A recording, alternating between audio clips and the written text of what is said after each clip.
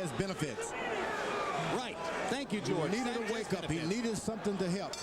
This was a good break for Sanchez. Augie Sanchez got an extra 30 seconds there, Harold Letterman. What do you make of that? Okay, Jim. When the doctor comes in, they call timeout, and then the corner gets a full 60 seconds to work on the fighter, and that's the way it goes. It makes the cornerman get out of the way so that the doctor can look at the cuts. In any case, 30-27, 3 rounds to nothing. Prince Naseem Hamed. You couldn't take the second round away from him because Mike Ortega didn't call it a knockdown, and at the end of the round, Augie Sanchez was virtually out cold. Yeah, well, but common sense to me says that Sanchez won the round. I gave the round to Sanchez. Prince is throwing punches from behind his back. Yeah, the Prince's confidence doesn't appear to have been shaken. Unless, of course, he's putting up a pretty good front. He's in with a puncher, and these punchers will hurt you. Every time they hit you, they'll scratch you, they'll bruise you, and that's the way it goes. But he's in with a puncher who's throwing about 30 punches around, and Naz is throwing more than 70. And there's a huge left hand to the temple of Sanchez. Went to the canvas, but Ortega was already pulling Naseem away from it. Time. 1 point. And now a point deducted from Naseem for holding. Hit him down, okay? Said from the beginning. All right.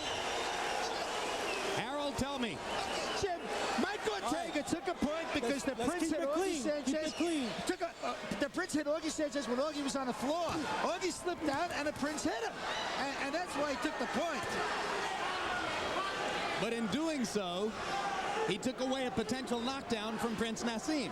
No, I don't think it was a knockdown, it was a slip. But even still, Sanchez is on the floor, the Prince leans down and he whacks him. All right, we're midway through the fourth in what has become a wild affair. No. Let him out. Let him out. Step back. Said early on, this was a no-nonsense referee, and Prince, he doesn't benefit by those. The Prince does. No, in fact, a no-nonsense referee in Detroit in the Cesar Soto fight might have meant disqualification for the Prince. No knockdown. Oh, man, that was a knockdown. That one could have been a knockdown as well. Sanchez has been smart. When he was hit like that, he fell in to the Prince and then went to his knees.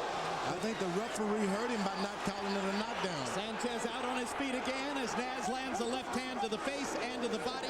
Naz laughing as Sanchez again slides down the front of him. Left, right.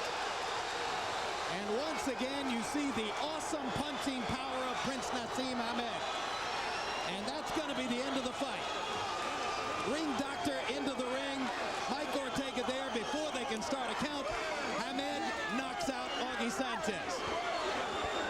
I can tell anyone, if the Prince comes close to your hometown, you better go out and see this. This is a phenomenon. This is it.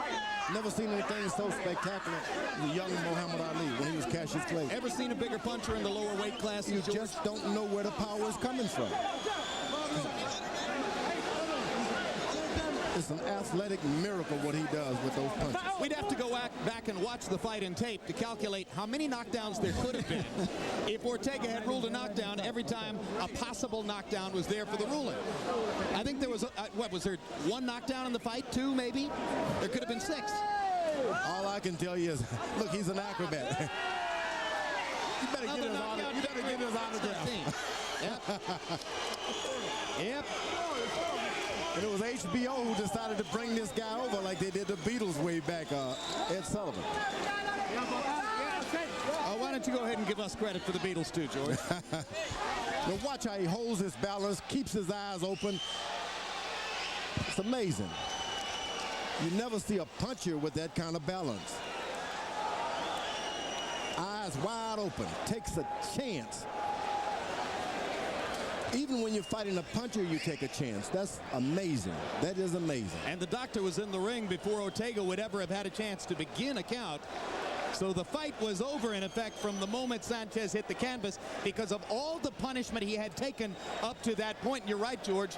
He got hammered by power punches in every one of the 4 rounds. And to think about it, he comes in courageously when you're in with a puncher. Sanchez is a puncher. He hurts you every time he hits you.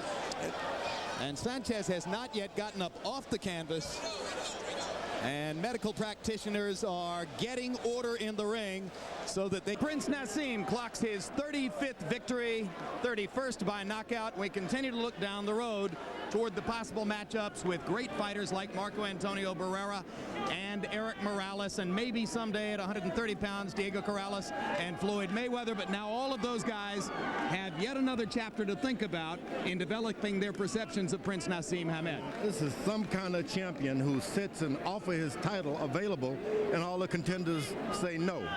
It's unheard of, and for good reasons. He has power in both hands, and he has the eyes of an eagle.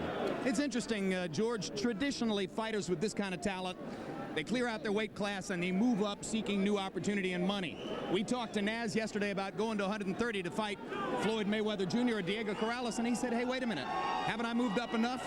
It was a very interesting take, because basically what he was saying is, my talents are maximized in this division. That's right, and I've never heard it said so cleverly. The guy said, look, I can do it good at this weight. Why should I move up when I'm just what I want? The perfect power, perfect leg weight, everything. Why move? Yeah, in fact, Naz said, hey, is somebody asking Tiger Woods to put on 15 pounds? He's perfect for what he does. Let's go to Larry Merchant in the ring. All right, thank you very much, Jim. All right, congratulations. Congratulations, Naz. A question. There was some disputed knockdowns on both sides of this fight. It's got to be with me, you know. You know I bring drama, excitement. You know me, Larry. From a wicked entrance, from a flip over the rope to a knockout. Now, wait. The main thing is, I just hope the guy, I wish that Allah makes him nice and safe and there's nothing wrong with him at all. That I first pray for Allah, and I bless. I want to thank Allah first for my win, for an unbelievable win. I came with a little bit of a sore throat, bit of a husky voice, but I'm ready, man. As you've seen, no matter what happens here, I've got my faith in Allah, and I will always prevail. Second round, he hit you twice. Yeah, I know. You tripped. Was that a real knockdown? Did you when you remember? Yeah, I felt that my feet was a bit off balance, but I give him the shot. Yeah, I think he may should have got that knockdown. But saying that, it's up to the referee. Right. But saying that, all right, maybe we'll be able to get it up here on our screen.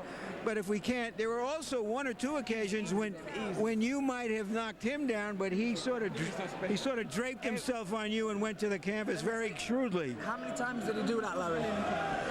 I remember a couple of times at least. Well, I'll let you know. It was more than a couple of times. Every time I hit him the right hook, it really hurt him bad, and it's done. And that's what I'm telling you. Featherweights with Prince Naseem, when they get hit, it's a whole different story. When they get hit, it breaks the concentration and they get ready to get knocked out. I just hope that they're all safe. That's what I hope. Well, at the end of the day, or at least of the night, did this kid belong in the ring with you? You seen the guy knock me down. You seen the guy give me problems in some of the rounds. How can you say that should he be in the ring with me? Of course he should have been in. He's only lost one fight. He's got the same knockout percentage as me. Don't tell me about should he be in the ring with me. I pick out the best. I picked out a fight. I picked a fighter that is basically harder and a better puncher and more dangerous. The Barrera, Morales, all of them guys, and they never came to the table except Augie. Damn, I'm looking good. All right. Barrera and Morales, many observers feel, will be fights that really define you as the great fighter you want to be recognized as. Yeah. When do you think you will get in the ring with them, or vice versa? Listen, I tell you, and you know, Larry, that I wanted them in the ring for this fight, and they wouldn't come. Now you can tell there's a little bit of a thing on my throat, but you know what I mean? I came to the ring as a champion, as a 5-year celebrating my reign, and that guy tried to destroy it. But Morales and Barrera will come 2001 when they want it. And when they want it, they'll get knocked out, because I want it now. Thank you very much. Congratulations for another knockout. I bear witness there's only one God, Allah, and Muhammad is his final messenger. That's what I said, Larry, on the Bungle fight. Thanking you. All right, Jim, back to you. Well, while we wait for the big fights, Prince Naseem is scheduled next to be in the ring November 4 against a mandatory challenge.